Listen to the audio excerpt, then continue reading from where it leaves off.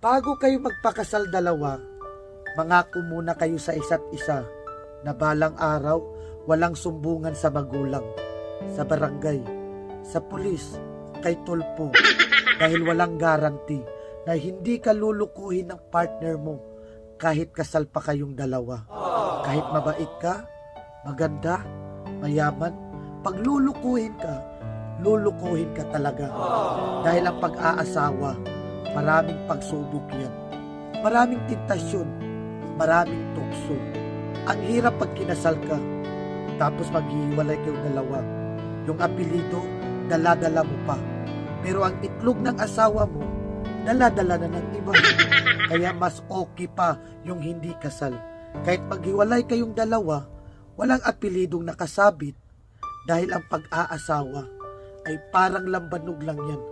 Sa una lang matamis.